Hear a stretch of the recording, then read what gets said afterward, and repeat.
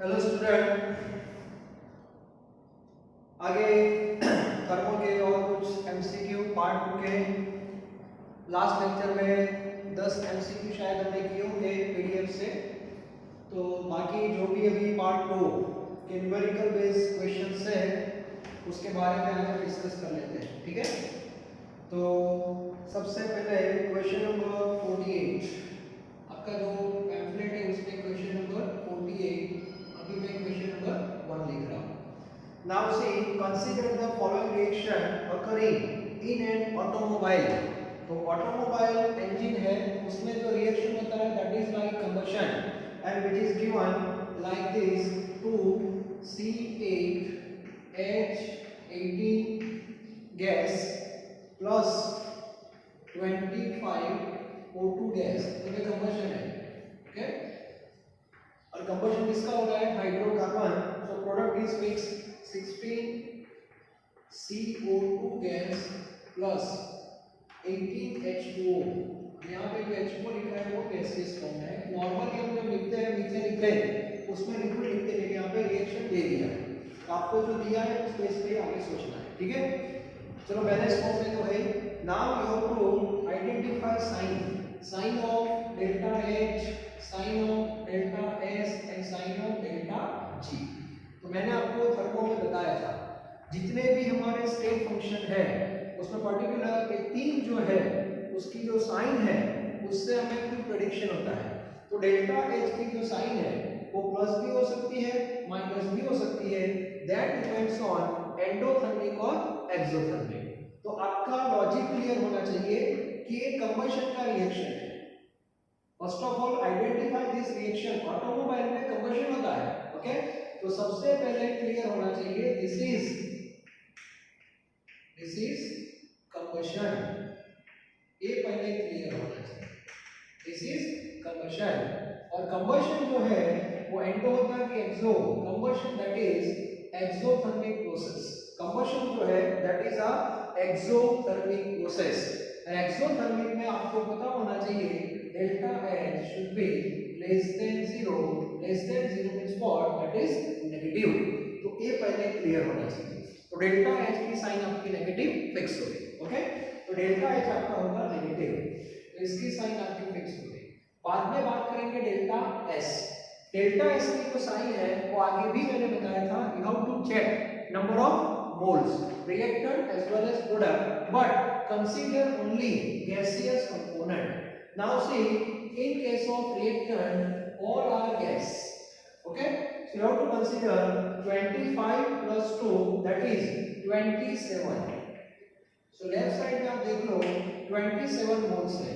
now in the right hand side all are in gaseous form, so 16 plus 18 कितना होगा check करो। 16 plus 18 कितना होगा? 16 plus 18 34 moles, okay। तो mole moles increase, entropy increase, change आएगा positive, okay. And third combustion जो होता है दैट इज एसपी। कंबशन होता है वो स्पॉन्टेनियस प्रोसेस है। आप भी जब आप बॉडी में कुछ खाना खाते हो, ठीक है, फ्री एनर्जी में बताया था मैंने, that is also spontaneous. Combustion always spontaneous. तो यहाँ पे ऑटोमोबाइल जो होगा वो भी स्पॉन्टेनियस ही होगा। तो डेल्टा जी की जो साइन होगी वो कौन सी आएगी? नेगेटिव आएगी। क्लियर? तो इस केस पे हम लिख सकते हैं कि नेगेटिव है और पॉजिटिव है। और हमने वो फॉर्मूला भी हमने पढ़ी है, आपको पता है delta G is equal to delta H minus P delta S। आपको पता है डेल्टा H नेगेटिव हो और डेल्टा S पॉजिटिव हो, मतलब वो थर्ड केस माइनस प्लस। तो माइनस प्लस में कोई भी टेंपरेचर हो डेल्टा जी की साइन नेगेटिव ही आएगी, वो S की हो जाएगी। तो यहाँ पे पहले एक नेगेटिव पॉजिटिव और एक negative. So negative positive negative, ये ऑप्शन कौन सा है? That is option B, okay. उसके बाद जो क्वेश्चन है क्वेश्चन नंबर 49, क्वेश्चन नंबर 49 आगे वाले जो क्वेश्चन है उस पेज पे ही है। Delta S will be highest for the reaction. Delta S की वैल्यू मैक्सिमम किस में होगी? तो सेम आपको मोल चेक करने हैं और उससे आपको पता चल जाएगा, ठीक है। तो फर्स्ट है उसमें लिखो ऑप्शन ए जो है उसमें आप नोट डाउन करो option A, consider only gaseous component, okay. Option A में 0.5 से हम 0 में जा रहे हैं क्योंकि प्रोडक्ट में सॉलिड ही है, गैस है ही नहीं। बाद में ऑप्शन बी, ऑप्शन बी में CaCO3 गैस लिखा है, वहां पे करेक्शन कर देना, वहां पे 0, CaCO3 सॉलिड है और सामने 1। ऑप्शन सी, ऑप्शन सी में कार्बन भी सॉलिड है, O2 गैस है, तो 1 से 1 करेक्शन करके क्या होगा। ऑप्शन बी में कैल्शियम कार्बोनेट जो है वो एक्चुअली सॉलिड फॉर्म में है और थर्ड में कार्बन है वो भी सॉलिड है और last N2 gas plus O2 gas is two NO, all are in gaseous form. तो यहां से ऑप्शन डी जो है दैट इज 2D2। क्लियर? तो सबसे पहले इसमें मोल देखो डिक्रीज हो रहे हैं, मोल डिक्रीज होता है एंट्रोपी डिक्रीज हो जाएगी, that is delta S less than 0। यहां पे मोल इंक्रीज हो रहे हैं, entropy increase, delta S positive, 1 से 1 नो चेंज, 2 से 2 परफेक्ट, ओके। तो डेल्टा एस मैक्सिमम कहां मिलेगा आपको? ऑप्शन डी में मिलेगा, कैल्शियम कार्बोनेट। ये कॉन्सेप्ट भी आपका क्लियर होना चाहिए। उसके बाद एक क्वेश्चन है 54, क्वेश्चन नंबर 3। चलो इंपॉर्टेंट क्वेश्चन है, इसमें डेल्टा एस नेगेटिव को आइडेंटिफाई करना है। You have to identify delta S negative, ये कैसे हम आइडेंटिफाई करेंगे? तो ऑप्शन ए लिखा है, option A H2 gas, option लिख रहा हूं मैं, H2 gas gives 2H gas. Option B N2 gas और ब्रैकेट में प्रेशर लिखा है 1 atm gives N2 gas 8 atm, okay. C option 2SO2 gas gives 2SO2 gas plus 2SO2 to the 4 plus 2, यहाँ पे 2SO3 कर दो, yes 2SO3, यहाँ पे 2SO2 gas plus O2 gas and option D, option D में C diamond को C graphite, okay. So एक चार ऑप्शन आपको दिए।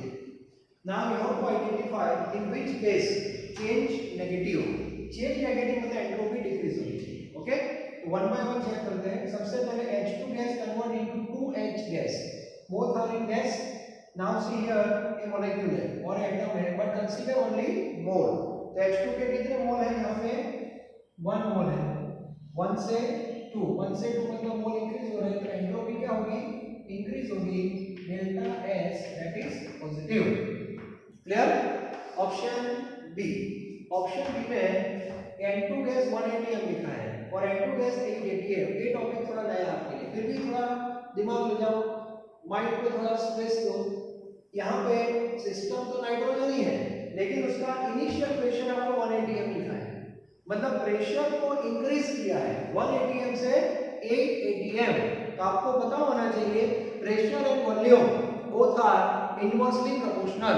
तो नाइट्रोजन का प्रेशर आप इंक्रीज कर रहे हो, इसका मीनिंग हुआ कि उसका वॉल्यूम डिक्रीज हो रहा है। मतलब पहले 1 atm था, उसके बाद आपने 8 कर दिया, वॉल्यूम तो डिक्रीज हुआ। तो इस केस में वॉल्यूम डिक्रीज हो रहा है और वॉल्यूम डिक्रीज होगा तो एंट्रोपी डिक्रीज होगी, तो आपका चेंज है वो नेगेटिव हो जाएगा। तो आंसर यही आ सकता है, ठीक है। यहाँ पे आप देखो 2 मोल है, सामने 3, तो यहाँ पे एंट्रोपी इंक्रीज होगी, डेल्टा एस ग्रेटर देन 0 और डायमंड और graphite both are in solid form. So यहाँ पे कुछ प्रेडिक्शन नहीं कर सकते regarding change in entropy. Clear?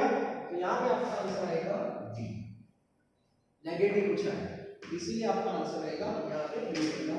तो ये क्वेश्चन इंपॉर्टेंट है, थोड़ा दिमाग आपको चलाना है, ओके। चलो बाद में फोटो स्क्रीनशॉट ले लो। चलो एक क्वेश्चन हो गए।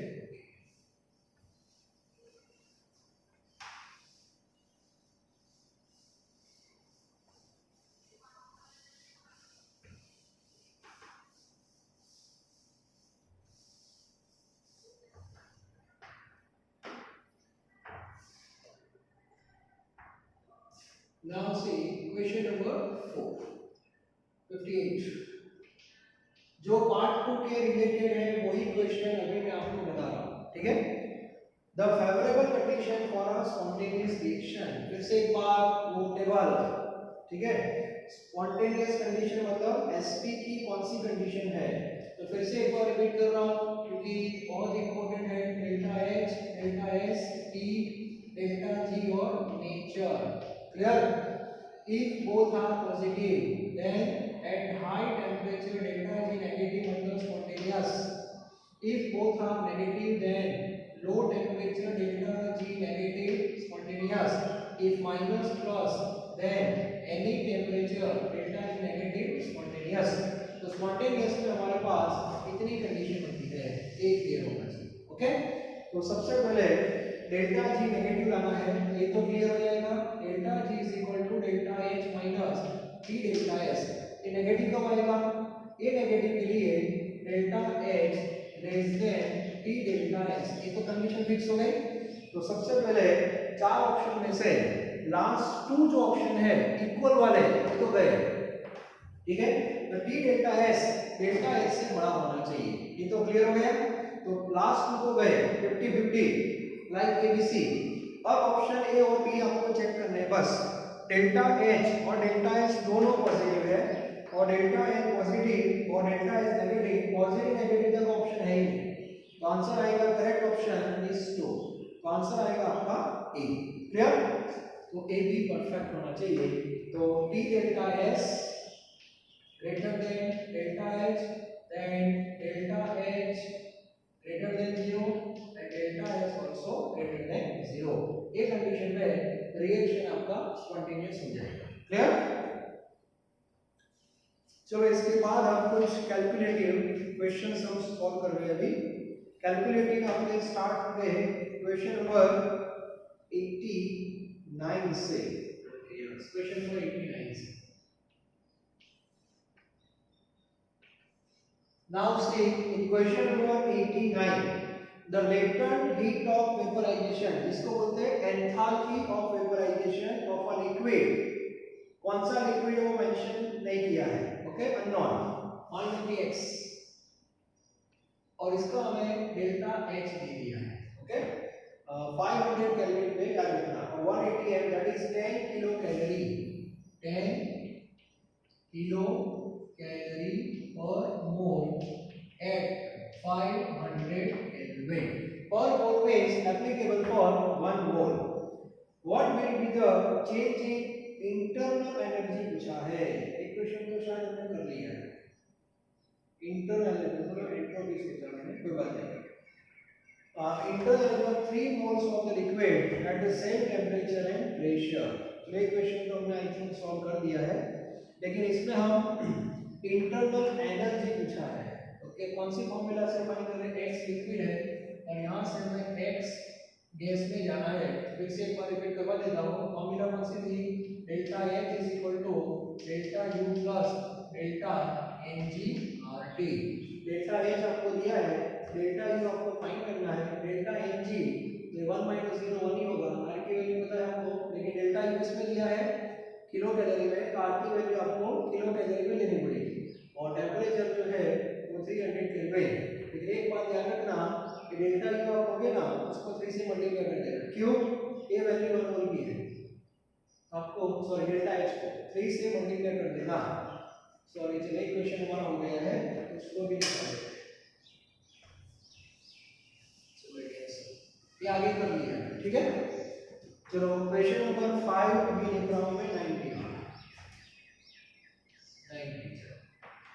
Enthalpy of vaporization of a substance is 840 joule per mole. Boiling point is given and you have to find out its entropy of vaporization. Yes. तो यहाँ पे डेल्टा H आपको दिया है 840 जूल पर मोल, जूल पर मोल, और boiling point दिया है, boiling point that is T minus 173. Enthalpy of vaporization applicable at boiling point, enthalpy of fusion applicable at melting point, ये पता होना चाहिए, ओके। और हमें फाइंड करना है डेल्टा एस। ये फिजिकल प्रोसेस है, तो डेल्टा एस की फॉर्मूला प्लस और minus delta H by T. Clear? अब इसमें दो तीन पॉइंट आपको क्लियर होने चाहिए। सबसे पहले तो ये प्रोसेस एंडोथर्मिक है कि exothermic. So read statement carefully. Enthalpy of vaporisation, boiling point, entropy, मतलब कुछ प्रॉपर मेंशन नहीं किया, लेकिन बॉइलिंग से पता चल जाएगा कि हमें इसको हीट करना है। सो लिक्विड टू गैस मतलब ये हो जाएगा हमारा एंडोथर्मिक। ये process endothermic. Delta H 840 joule per mole, ये वैल्यू है तो 1 मोल के लिए एप्लीकेबल है। Now again read statement. System 1 मोल, सो मल्टीप्लाई करने की कोई जरूरत नहीं है। और नीचे आपको टेम्परेचर लेना है, पर टेम्परेचर मस्ट बी केल्विन। तो -173 है, तो उसमें 273 आप ऐड कर दो। ऐड कर दो मतलब क्या, माइनस करना है, ठीक है? तो 100 ही होगा, गलती से प्लस में हो जाएगा, 100 केल्विन हो जाएगा। तो आंसर पता चल गया, प्लस में आएगा 8.4 जूल पर मोल केल्विन। ऐसे सॉल्व करते हैं। Change in entropy. एंट्रोपी के ज्यादातर न्यूमेरिकल एक्सरसाइज में भी नहीं है, तो जो भी अभी मैं आपको करवा रहा हूँ वो बहुत इंपॉर्टेंट सम है। Delta S is equal to delta H by T, ये फॉर्मूला के बेस पे बहुत क्वेश्चन हम सॉल्व कर सकते हैं।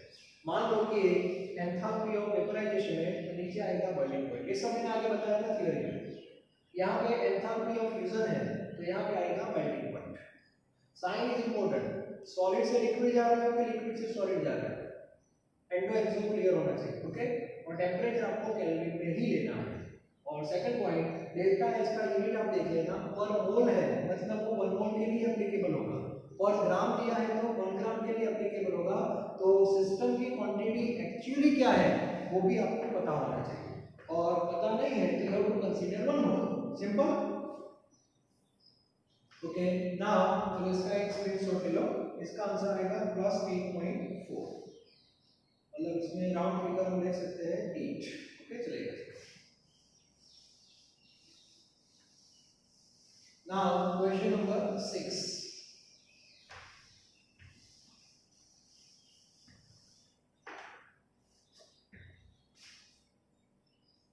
क्वेश्चन नंबर 6 यहाँ पे है क्वेश्चन नंबर 91। देखो इंपॉर्टेंट क्वेश्चन। इफ 900 जूल पर ग्राम, ये वैल्यू पर ग्राम है, of heat is exchanged at boiling point of water, then what is the increase in entropy? मतलब वाटर को लिक्विड से कहाँ ले जाना है, गैस में ले जाना है। So delta S is equal to plus और minus delta H by T होगा। क्लियर? अब इसमें लिक्विड टू गैस है, मतलब प्रोसेस कौन सी होगी, एंडोथर्मिक। अब जो वैल्यू आपको दी है वो अच्छी तरह देखो, डेल्टा एच 900 जूल पर ग्राम है। पर ग्राम मींस एप्लीकेबल फॉर 1 ग्राम। तो आपको जो आंसर दिया है वो तो पर मोल है। तो वाटर जो है उसका मोलर मास क्या है, वाटर का मोलर मास है 18 ग्राम पर मोल, ये उसका मोलर मास। इसका डायरेक्ट मीनिंग हो गया कि ये जो 900 जूल है वो तो 1 ग्राम की वैल्यू है। तो आपको मोल में जाना हो तो उसको 18 ग्राम में क्या कर दो, कन्वर्ट कर दो। तो पता होना चाहिए 18 ग्राम इज इक्वल टू 1 मोल। मतलब आपको 1 मोल की वैल्यू चाहिए, इट मींस व्हाट, 18 ग्राम। तो ये वैल्यू को 18 से मल्टीप्लाई करना पड़ेगा। यस, और 18 से मल्टीप्लाई कर दिया मतलब ये जो आंसर आएगा वो 18 ग्राम का आंसर आएगा, और 18 ग्राम का आंसर आएगा मतलब 1 मोल का आंसर आएगा। और नीचे केल्विन, वाटर का बॉइलिंग पॉइंट 100, गलती से 100 मत लिखना, 373 केल्विन ऐसा होगा। तो ग्राम का फर्क हो गया आपके। आपका जो आंसर है वो 900 into 18 डिवाइड बाय 373, तो आंसर आएगा 43.43। यस, मतलब 43.43 जूल पर केल्विन पर मोल। और ये पॉजिटिव है, पॉजिटिव मतलब लिक्विड टू गैस, एंट्रोपी क्या होगी, इंक्रीज ही होगी। इसमें तो कोई इश्यू नहीं है। बाद में नेक्स्ट क्वेश्चन आप देखो। ये question unit is very very important, और ज्यादातर क्वेश्चन फॉर्मूला के बेस पे रखते हैं क्योंकि टेक्स्ट बुक में नहीं लिख सकते। 92. Question number 7. Entropy change involved in the conversion of 1 mole liquid water at 373 Kelvin to vapor at the same temperature will be delta H आपको दे दिया है. Simple formula delta S is equal to plus or minus delta H by T. और endothermic की है क्योंकि 1 मोल liquid जो है उसको वेपर में कन्वर्ट करना है. मतलब ये प्रोसेस भी लिक्विड टू गैसी है. Endothermic delta H is given, unit is very important, 2.257 kilojoule पर ग्राम लिखा है. पर ग्राम देखते हैं, ये पर ग्राम है. पर ग्राम को मोल में कन्वर्ट करना पड़ेगा क्योंकि आपकी सिस्टम 1 मोल है. अच्छा नहीं तो इनटू क्या करना पड़ेगा इसमें 80 ग्राम अपॉन 373 केल्विन. देखो आंसर क्या है 2.257 into 18 divided by 373. So answer is 0.1089. 0.1089 kilojoule per mole Kelvin. Delta है. आपने 80 ग्राम से मल्टीप्लाई कर दिया मतलब अब आंसर 1 मोल में ला रहे हो. ये क्लियर होना चाहिए क्योंकि ये वैल्यू जो है वो 1 ग्राम की वैल्यू है तो मोल में जाना है तो 80 से मल्टीप्लाई करना पड़ेगा. ओके तो आंसर 0.109 मतलब ऑप्शन बी आना चाहिए 92 में. चेक करो जो 92 में ऑप्शन बी. चलो सही है मतलब गलती नहीं होनी चाहिए. ओके उसके बाद 93 question number 8. 2 mole of an ideal gas at 27 expanded reversibly from 2 liter to 20 liter. Find change in entropy. Free expansion. तो free expansion में delta S की फॉर्मूला मैंने आपको बताई थी. free expansion 2.303 n r t नहीं आएगा इसमें log v2 by v1. याद है ना फ्री एक्सपांशन. फ्री एक्सपांशन में आपको फिर से एक बार मैं याद करवा दूं. फ्री एक्सपांशन में isothermal delta U 0, delta H 0, delta S greater than 0 and delta G less than 0. पहले दो स्टेट फंक्शन तो 0 ही होते हैं लेकिन इसमें डेल्टा S पूछा है तो आंसर पॉजिटिव आएगा by using this formula. So 2.303. What about n? 2 moles of ideal gas यहाँ पे क्यों लेना है. What about R? तो R that is given in calorie 0.2 and log V2 by V1. Initial volume is 2 and final volume is 20. That is log 10. Log 10 का answer 1 आएगा. So 2.303 into 4. So log 10 का answer 1 कैसे आएगा तो check करो हमारी जो मेथड है उससे स्टैंडर्ड फॉर्म. तो log 10 को स्टैंडर्ड फॉर्म में क्या लिखोगे 1 into 10 raised to 1. इसके बाद कैरेक्टरिस्टिक्स 2.303 into 4 1.0000 कैरेक्टरिस्टिक्स 1 और 10 का लॉग दे देना बाद में 1 का log 0 0. So 2.303 into 4 2.303 into 4 and that is 9.212 और एक जो आंसर आएगा वो कैलोरी आंसर आएगा 9.212. 93 ऑप्शन डी. ओके चलो इसका एक स्क्रीनशॉट ले लो भी 93 तक. चलो आगे हम एक क्वेश्चन सॉल्व कर लेते हैं. एक हो गए.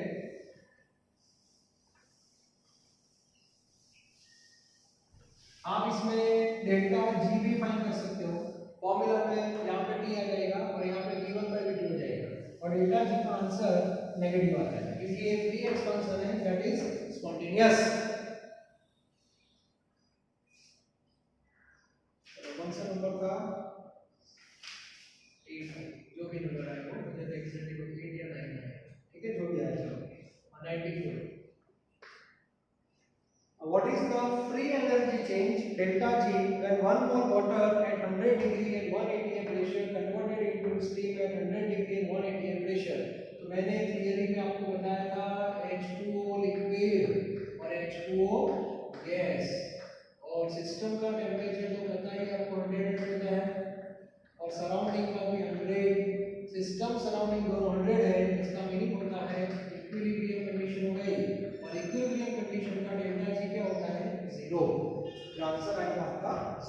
ओके, तो ज्यादा दिमाग नहीं लगाना है। ऐसे दो क्वेश्चन मैंने बताए थे, एक आइस टू वाटर में 0 0, यहाँ भी 0 0 0 0, बस finish.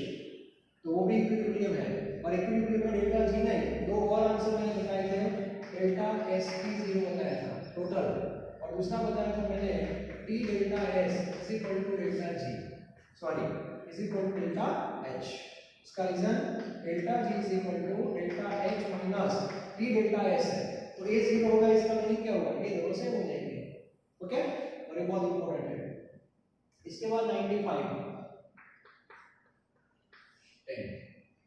Calculate the free energy change for the following reaction. आपको रिएक्शन दिया है, डेल्टा एच दिया है और डेल्टा एस भी दिया है, तो हमारे पास फॉर्मूला है delta G is equal to delta H minus T delta S. ठीक है, so unit is very important, delta H that is 145.6। एक जो यूनिट है वो किलो जूल में है, और आंसर भी देखो किलो जूल में ही है, तो इसको किलो जूल में रखते हैं। टेम्परेचर 300 और see that unit of delta S that is in joule 116 को मल्टीप्लाई करना पड़ेगा 10⁻³ से, क्योंकि हमें पूरा आंसर किलो जूल में चाहिए। ओके, सो 145.6 माइनस कितना चेक करो, 300 into 116 divided by 1000, okay, so 34.8, इतना आपको माइनस करना है, 34.8, और 145.6 में से इतना माइनस कर दो,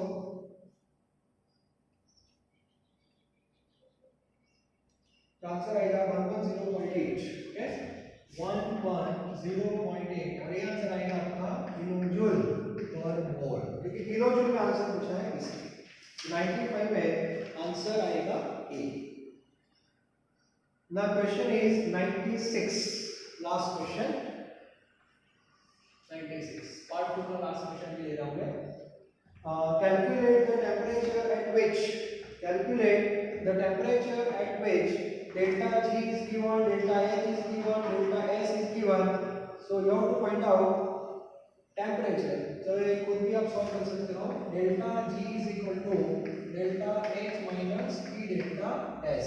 आपको डेल्टा जी दिया है, डेल्टा एच दिया है, डेल्टा एस भी दिया है, तो आप टी फाइंड कर सकते हो, लेकिन याद रखना टी का आंसर किसमें आएगा, पहले केल्विन में आएगा, और आपको उसको सेल्सियस में भी कन्वर्ट कर देना एक बार। उसका रीजन है कि ऑप्शन में सेल्सियस भी है, केल्विन भी है, कभी-कभी दोनों ऑप्शन दे रखे होते हैं, तो हम तो क्या करेंगे, केल्विन वाला आ गया, चलो सही है, सब ऊपर इजी था, फिर पता चलता है कि वो सेल्सियस वाला भी आंसर है, तो केल्विन पहले आएगा, केल्विन उसमें से 273 आप माइनस कर देना, तो वो आंसर आएगा आपका सेल्सियस भी आ जाएगा, वो एक चेक कर लेना एक बार, ठीक है, ये मेरी एडवाइस है। तो इतने क्वेश्चंस आज मैं कंप्लीट कर रहा हूँ, मतलब एक पैम्फलेट जो है वो ऑलमोस्ट आपका कंप्लीट हो गया है। जो क्वेश्चन रह गए, ठीक है, तो आप खुद ट्राई कर लेना, और कुछ क्वेरी है तो मुझे बोल देना, ठीक है। और थर्मोडायनेमिक्स में अभी भी नए एमसीक्यू तो है, आएंगे, टाइम मिलेगा तो अब सैटरडे संडे का जो हमारा सेशन है उसमें हम यही काम करने वाले हैं, ठीक है। लेकिन आपके जो कॉन्सेप्ट है वो क्लियर होने चाहिए, फॉर्मूला परफेक्ट होनी चाहिए, यूनिट का नॉलेज आपका होना चाहिए, सिंप्लीफिकेशन आपको आना चाहिए, ये सारे पॉइंट्स आपके क्लियर है, then you can solve any questions. Okay, तो धीरे धीरे हम आगे बढ़ रहे हैं, तो टाइम मिलेगा उस हिसाब से यहाँ से जो प्रैक्टिस के लिए एमसीक्यू आपको मिलने ही वाला है, तो आपको भी थोड़ी खुद को भी प्रैक्टिस करनी है, ओके। और एमसीक्यू आपको एग्जाम के फॉर्म में भी आपको मिलते हैं, ठीक है। एमसीक्यू के लिए एक सेपरेट आपके फुल स्टेप होनी चाहिए, एक्चुअली जहाँ जहाँ आपको अच्छा लगे वो नोट डाउन करते जाओ, तो रिवीजन के लिए अच्छा रहेगा, ठीक है। तो आज का लेक्चर में यहाँ पे कंप्लीट